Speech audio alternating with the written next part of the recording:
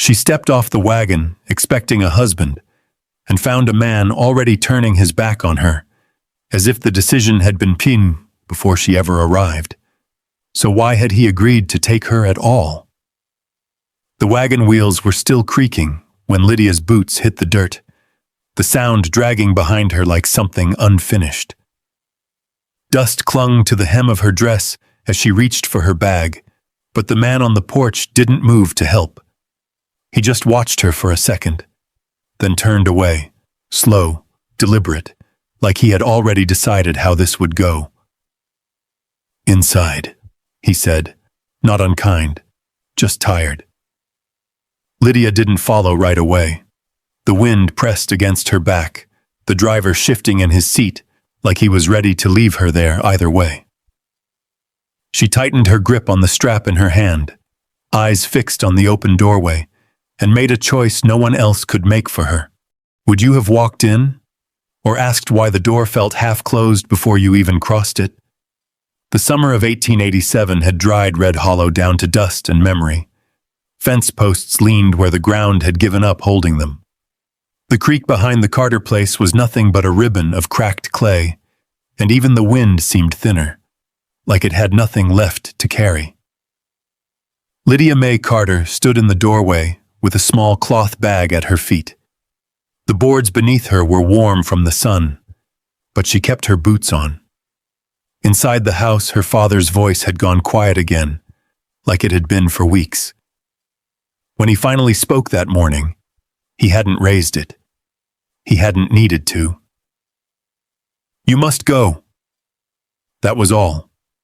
She had nodded once, then turned to the table. Her notebook lay open where she had left it, half a page of letters written in careful rows.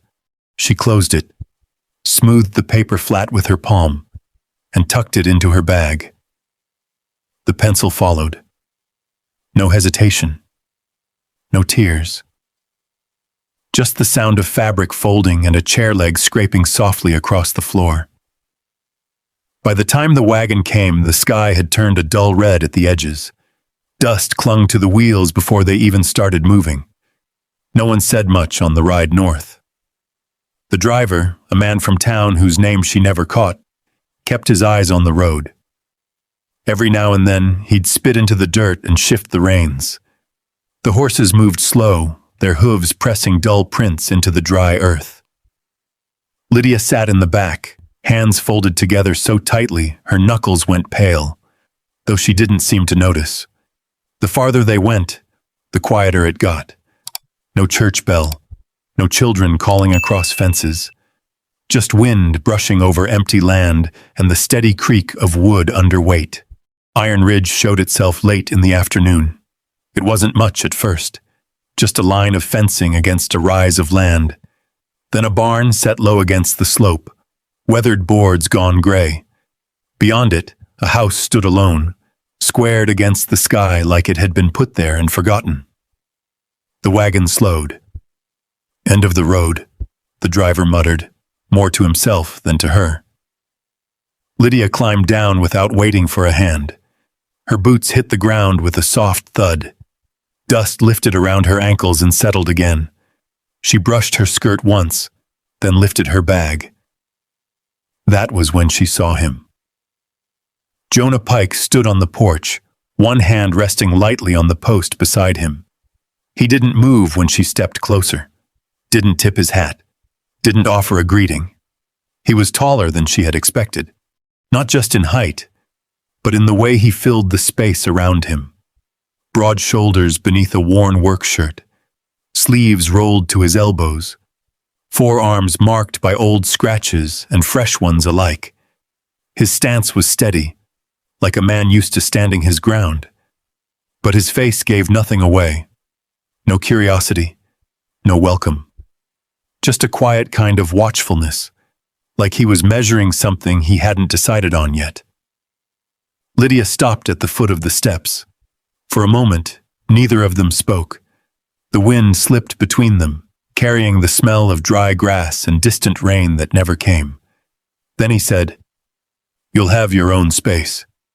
His voice was low, rough around the edges, like it hadn't been used for anything more than giving directions in a long while. He didn't wait for her to answer. He turned, stepped back into the house, and left the door open behind him. Lydia stood there a second longer. Then she walked up the steps.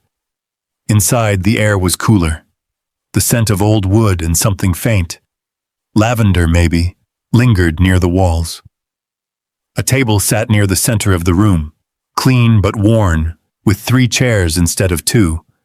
One of them was pulled slightly away, as if someone had stood up and never come back. She set her bag down near the door.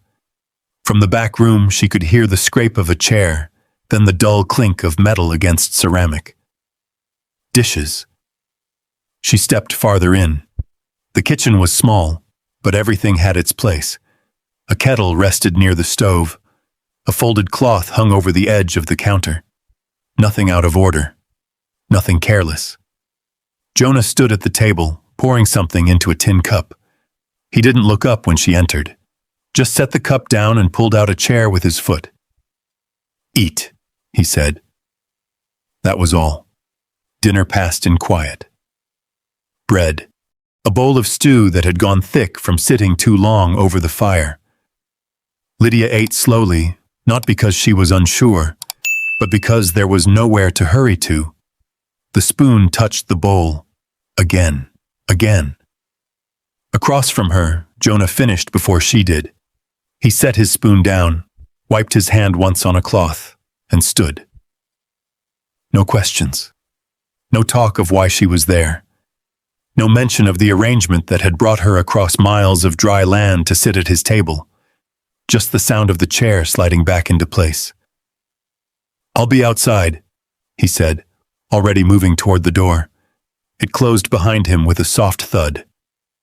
Lydia remained where she was. The wind pressed against the walls, slipping through the cracks with a low, steady hum.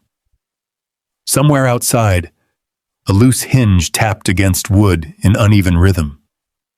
She looked at the 3rd chair again, then at the space across from her, now empty.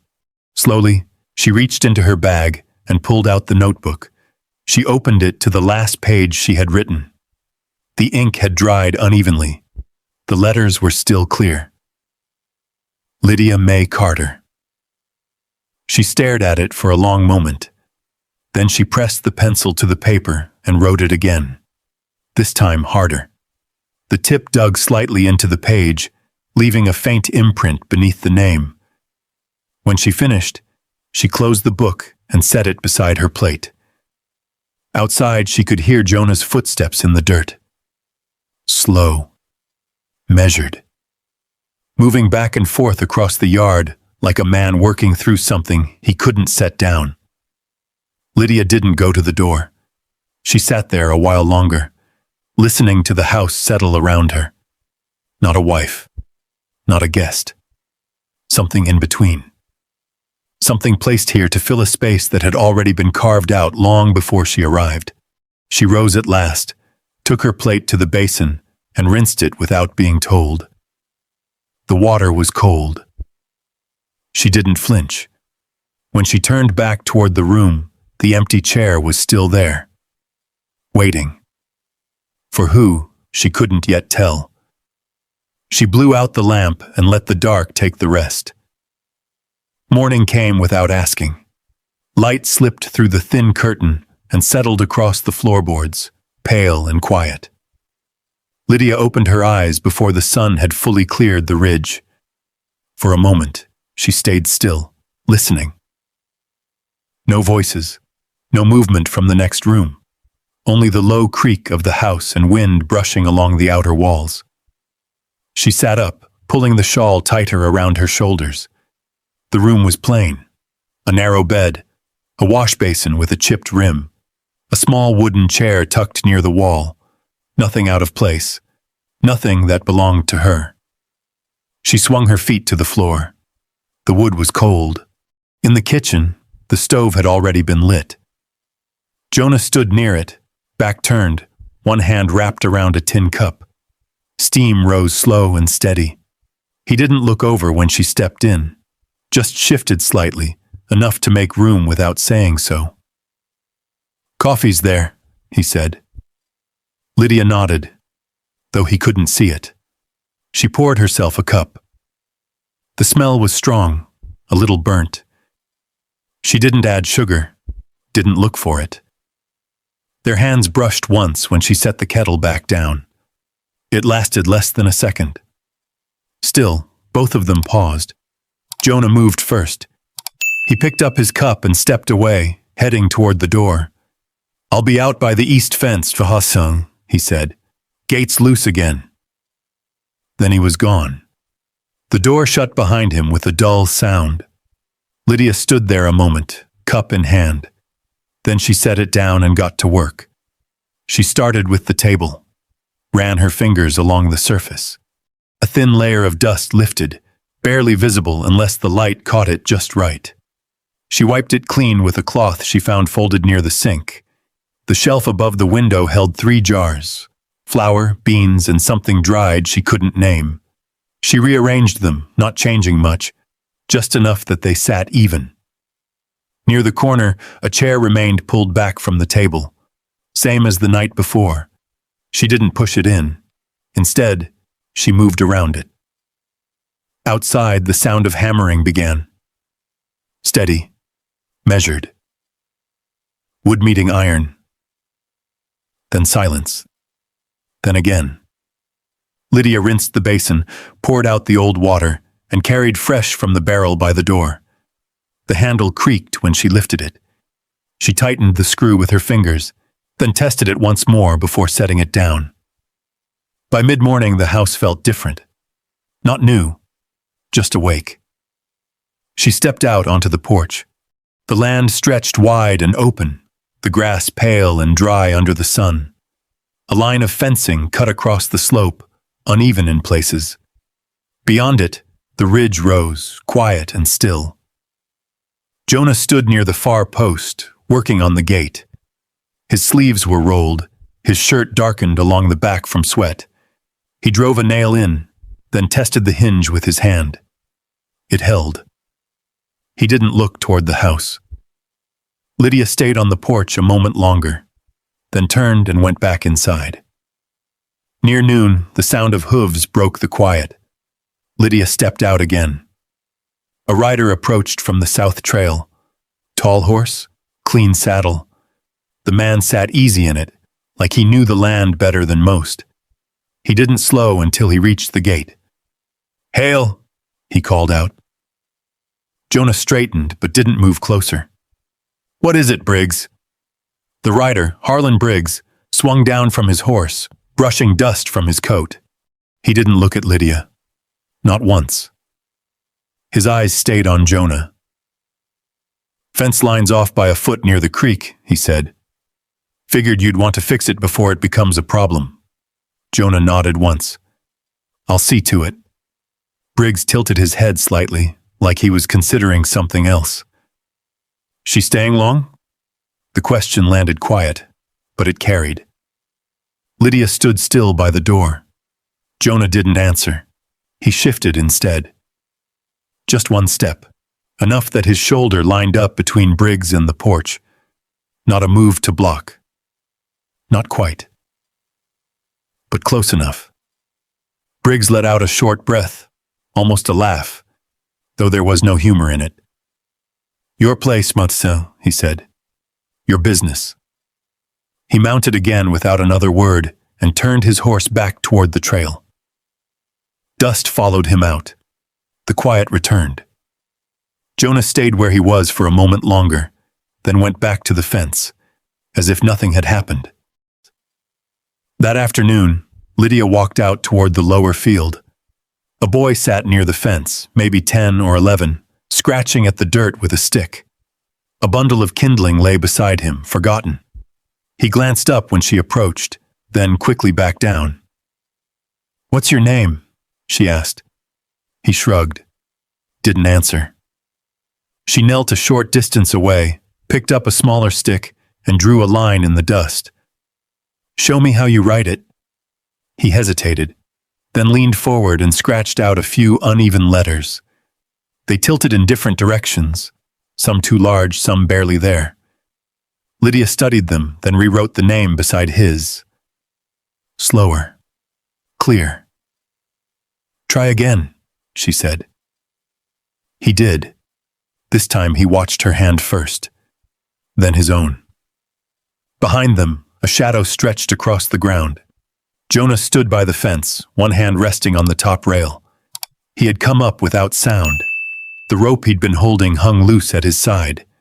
He didn't speak, just watched. The boy finished the letters and sat back. Lydia nodded once. That's better. The boy looked at it, then at her, like he wasn't sure what to do next. Do it again tomorrow, she said, standing. He nodded. When she turned, Jonah had already looked away, back to the fence, back to the work. That evening, the air cooled faster than expected. Lydia walked into the house just ahead of the wind. She shut the door behind her and set the kettle on the stove. Later, in town, the words would start to spread. Quiet at first, then not so quiet. Jonah Pike bought himself quiet help, not a wife. By the time it reached her, it came carried in the voice of a woman at the trading post, half turned, not quite whispering. Lydia didn't stop walking, didn't turn her head. That night, back at the table, she opened her notebook again. The page from yesterday lay there, her name pressed into the paper. She wrote it once more. Lydia May Carter. Harder this time. The pencil left a mark deep enough to feel when she ran her fingers across it.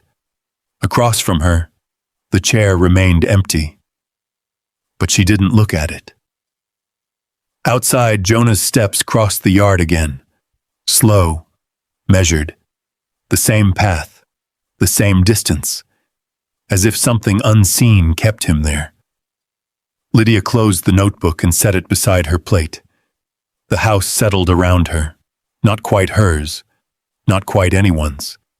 But it held. For now. The days settled into a pattern that didn't ask for permission. Morning light. Coffee poured without words. Jonah already outside before the first full stretch of sun touched the ridge. Lydia moving through the house like she had always known where things belonged, even when she didn't. The chair stayed where it was. She worked around it. One afternoon, the wind dropped without warning. The kind of stillness that made every sound carry farther than it should. Lydia noticed it when the hinge on the back door stopped tapping. She stood there a moment, cloth in hand, listened. Then she moved down the hall. The door at the end had always been closed, not locked, just shut in a way that made it clear it wasn't meant for passing through. Today, it stood open no wider than a finger's width. Lydia slowed. She didn't call out, didn't reach for the handle. She only stepped closer, just enough for the light to shift across the floor inside. Jonah sat on the edge of the bed. His back was to the door. Broad shoulders bent forward slightly. Not from weight, but from something held close. In his hands was a small shirt, pale and worn thin at the collar. He ran his thumb along the edge once, then again. No tears, no sound. Just that one motion, careful and steady, like he was making sure it still existed. After a moment, he folded it, set it back into a wooden box at the foot of the bed, closed the lid. His hand stayed there a second longer than needed. Then he straightened. Lydia stepped back before he could turn. By the time he reached the doorway, the hall was empty. That evening, she said nothing. Neither did he. The next day took her into town. Jonah had hitched the wagon before sunrise, left the reins loose near the post. A small cloth sack sat on the seat, flour, nails, a folded paper with a short list written in his hand. No explanation, no instruction, just what needed doing. The road into Red Hollow cut through dry ground and low brush. Dust rose behind the wheels, settling into the folds of her skirt by the time she reached the main street. The town hadn't changed. Same general store, same porch boards that creaked underfoot, same men leaning against posts like they had nowhere else to be. Inside, the air smelled of leather and tobacco. Lydia moved through the aisles with quiet purpose, measured out flour, counted coins from a small envelope tucked into her bag, took a receipt from the shopkeeper, folded it twice and slipped it into her notebook. No one stopped her, but they watched. She felt it in the way conversations dipped when she passed, in the half-turn of shoulders, in the words that came just soft enough to pretend they weren't meant to be heard. She'll be gone before the first snow. Man like Pike don't keep anyone. She ain't the first to try. Lydia kept walking. When she stepped back out into the light, the wagon stood where she had left it. The horse shifted once, reins clinking softly against the wood. 3 women stood near the well across the street. Their voices carried easily in the open air. "Looks settled enough," one of them said. "For now," another answered. Lydia placed her foot on the wheel and climbed up into the seat. Her hands were steady. She gathered the reins. And then a voice cut through the space behind her. "That enough?" She turned. Jonah stood at the edge of the street. Dust clung to his boots, his shirt dark at the collar from the ride. He hadn't been there a moment ago, or maybe she hadn't seen him. He didn't look at the women, didn't look at anyone. Only at her. "It is," she said. He nodded once and stepped back, giving the horse room to turn. That was all. No questions about what she heard. No talk of the town. He climbed onto his own horse and fell in beside the wagon as they headed out, keeping just enough distance that the wheels wouldn't catch. On the road home, neither of them spoke. The wind picked up again, carrying loose strands of her hair across her face. She pushed them back, then let them fall again. Beside her, Jonah rode with his eyes forward, not watching her, not avoiding her, just there. When they reached the ranch, he dismounted first, took the sacks from the wagon without a word, carried them inside. That night, the house held a different kind of quiet. Lydia finished the dishes and dried her hands on the cloth by the sink. When she turned, she saw the door at the end of the hall closed again, like it had never been opened. She walked down to it, paused, then stepped back. Instead, she went to the shelf, took one of the small oil lamps, and lit it. The flame caught slow, then steadied. She carried it to the hallway, set it on the floor, just outside the door, not knocking, not waiting, just leaving it there. Behind her, a floorboard creaked. She didn't turn, but she knew he was standing there, a few feet away, close enough to see the light, not close enough to step into it. She returned to the kitchen, sat down at the table, opened her notebook. Across the hall, the lamp burned steady, its glow reaching just under the door. Jonah didn't come out, but he didn't blow it out either. The lamp burned low through the night, its small flame steady against the quiet. By morning, it was gone. Lydia didn't ask where. She rose before first light, as she had begun to do without thinking. The air had turned colder, the kind that slipped through cracks and settled into your bones before the sun could chase it out. She wrapped her shawl tighter and stepped into the kitchen. Jonah was already there. He stood by the counter, one hand braced against the wood, the other holding a cup he hadn't yet lifted. When she entered, he glanced over, just once, then back to the cup. "Morning," he said. "Morning." That was enough. Later that day, a rider came up the south trail just before noon. Not Harlan this time. This man wore a black coat, dusted at the hem from travel. His hat sat lower, his posture straighter. A preacher, Lydia guessed before he even spoke. Jonah met him at the gate. They talked low at first. Lydia couldn't hear the words from the porch, only the rhythm of them. Then the preacher turned his head slightly, looking toward the house. Jonah followed his gaze. For a moment, he didn't move. Then he called out, "Lydia!" She stepped down from the porch and crossed the yard. The preacher tipped his hat. "Ma'am." She nodded. "I'm Reverend Cole," he said. "Came up from Red Hollow." Jonah said nothing. The preacher shifted his weight, then reached into his coat and pulled out a folded paper.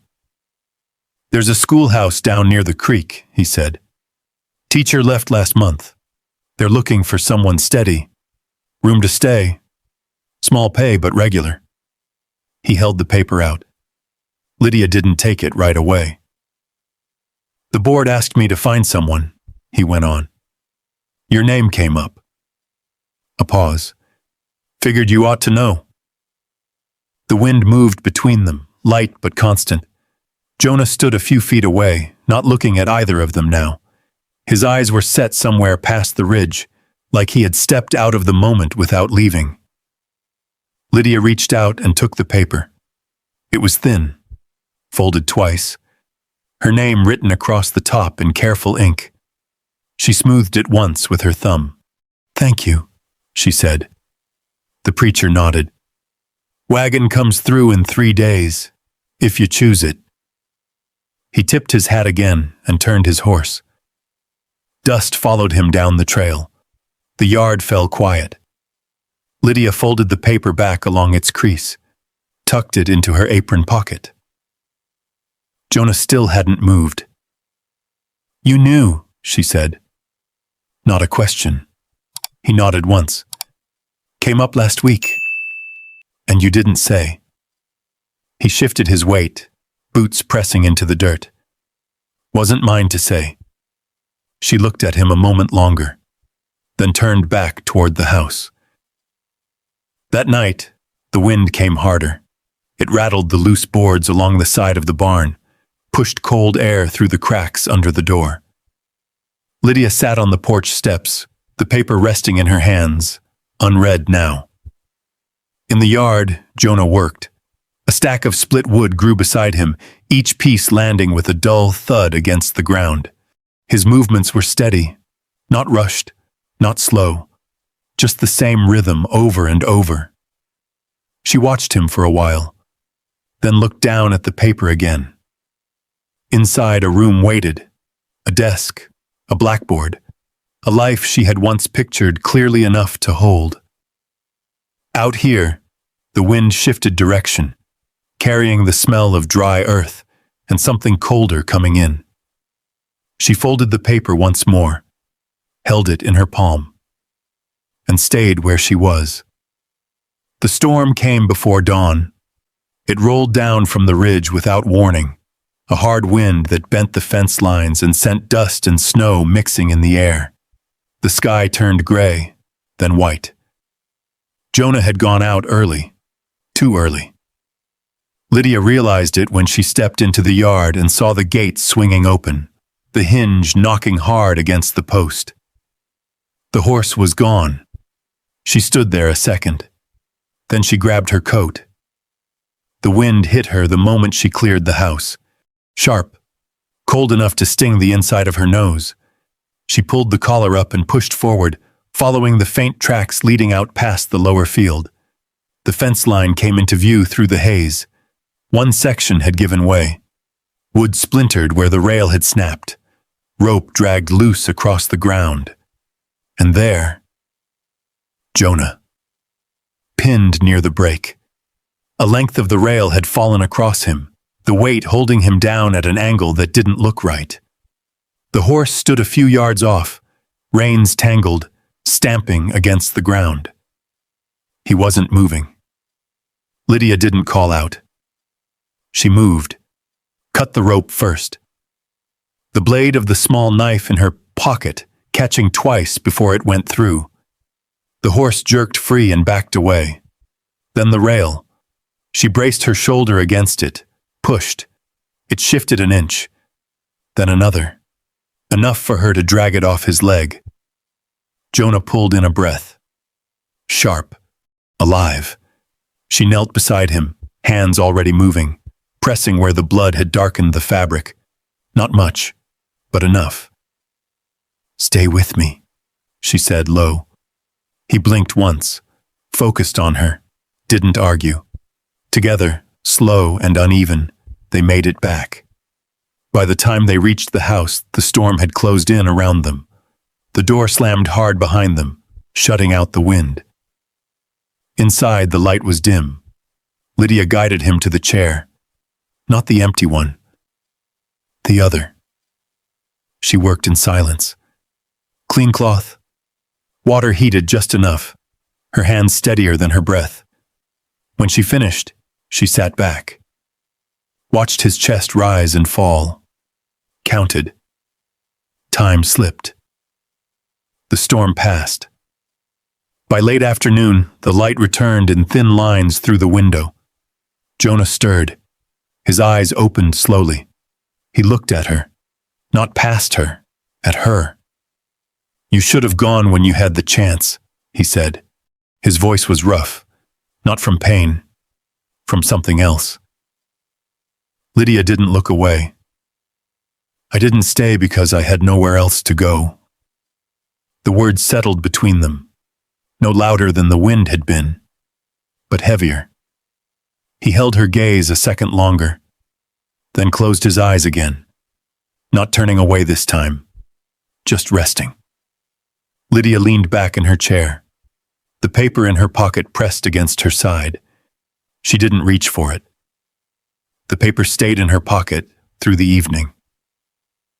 Through the quiet supper she ate alone while Jonah slept in the next room.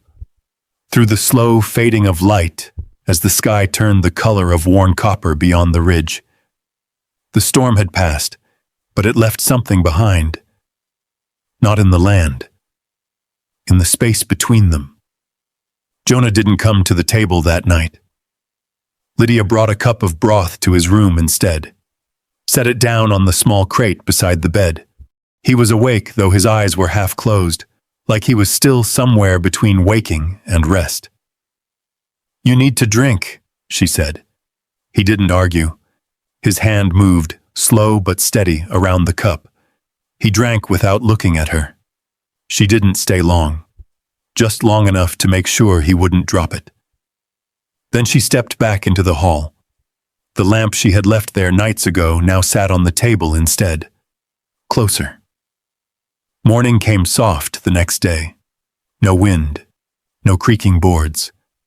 Just sunlight laying itself gently across the porch like it had something to prove. Lydia packed her bag. Not much to gather. The notebook, the extra dress folded tight, the small envelope of coins she hadn't touched. She moved through the house one last time without stopping. The chair stayed where it always had. She left it. Outside, the air held a different kind of stillness. Not empty this time, just waiting. The wagon from town arrived just before midday. Same driver, same dust on his coat. He didn't ask questions, just nodded once when he saw her standing there with the bag in her hand. "Headed back?" he said. "Yes." The word came easy, too easy. He climbed down to check the harness. The horse shifted, stamping once against the ground. Lydia stepped off the porch. Her boots met the dirt with a sound she had heard every day since she arrived. She walked toward the wagon. Behind her, the house stood quiet. Jonah hadn't come out. She didn't look back. Not yet. Her hand reached the edge of the wagon. Paused. A sound carried from the lower field. Faint. A scratch of wood against dirt. Lydia turned. The boy sat where she had left him days ago, near the fence line. The stick in his hand moved slow across the ground, carving out letters that didn't quite hold their shape. He stopped, looked at what he'd written, then tried again. This time, the letters leaned too far to one side. One of them reversed. He frowned, pressed the stick harder. The line broke. Lydia stood there a moment longer. The wagon driver cleared his throat. "Ma'am?" She didn't answer. Her steps carried her away from the wagon, back across the yard, back toward the fence, Amo. The boy looked up when she reached him. Didn't speak. Just waited. Lydia knelt beside him. "Show me," she said. He pointed. She studied the letters, then drew them again beside his. Slower. Clear. The same way she had before. "Try again." He did. This time he watched her hand first, then his own. Behind them, the porch creaked. Lydia didn't turn, but she knew. Jonah stood there, not moving closer, not stepping away, just watching. The boy finished the name, looked at it, then at her. "It's right," he said. Quiet. Lydia nodded. "Yes." She rose, turned back toward the house. The wagon still waited.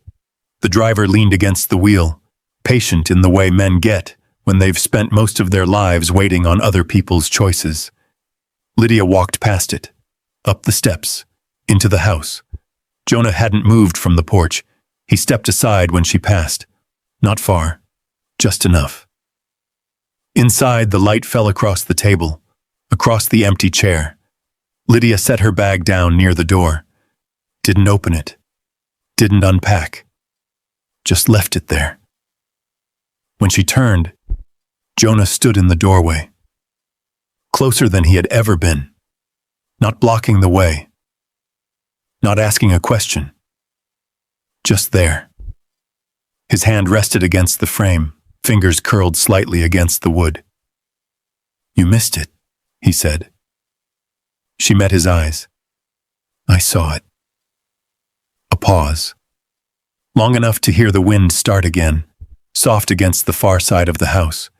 "You had a place, Visan," he said. "Back in town." "I know." Another pause, this one quieter. "I didn't stay because I had nowhere else to go," she said. The same words, different weight. Jonah looked at her then, really looked. Not past her, not through her, at her. Something shifted in his expression. Not all at once, not enough to name, but enough. He stepped inside. Not far. Just enough that the space between them wasn't what it had been.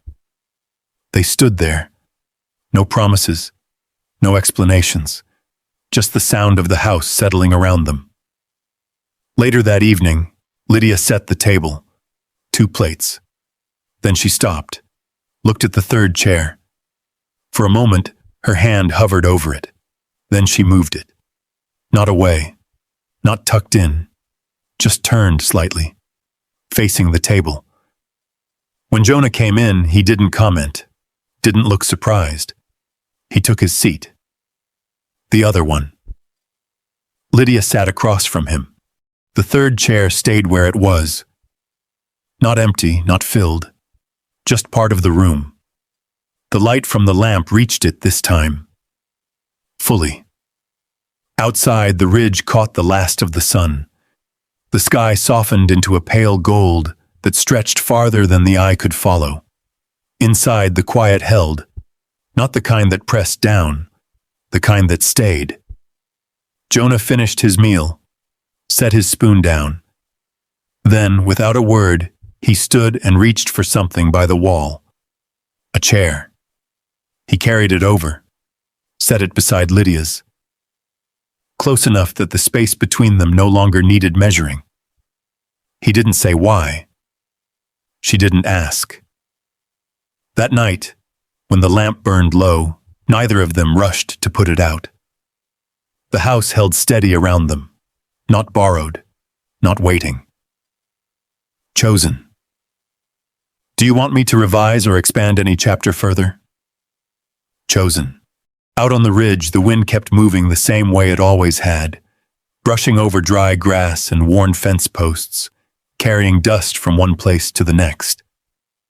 The land didn't change for anyone. It never had. But sometimes, the people standing on it did. Lydia didn't arrive at Iron Ridge looking for a home. She was sent there with a bag, a name, and a future someone else had already decided for her. And Jonah?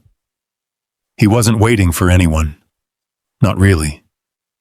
He had already learned how to live with what was gone, and how to keep the door shut behind it. Still, somewhere between the quiet mornings and the long stretches of silence, something shifted. Not in words, not in promises, just in the way they stayed, the way neither of them walked away when they finally could. Because sometimes, a home isn't the place you're given. It's the place you choose, even when you're free to leave. And maybe that's what mattered most. Not the storm, not the past, not even the distance they kept at the start, but the moment they stopped measuring it. So if you found yourself standing where Lydia once stood, with a way out in one hand and something uncertain in the other, which one would you choose? If stories like this stay with you a little longer than expected, you might find more waiting just ahead. Stories about people who don't say much, but still find their way back to each other.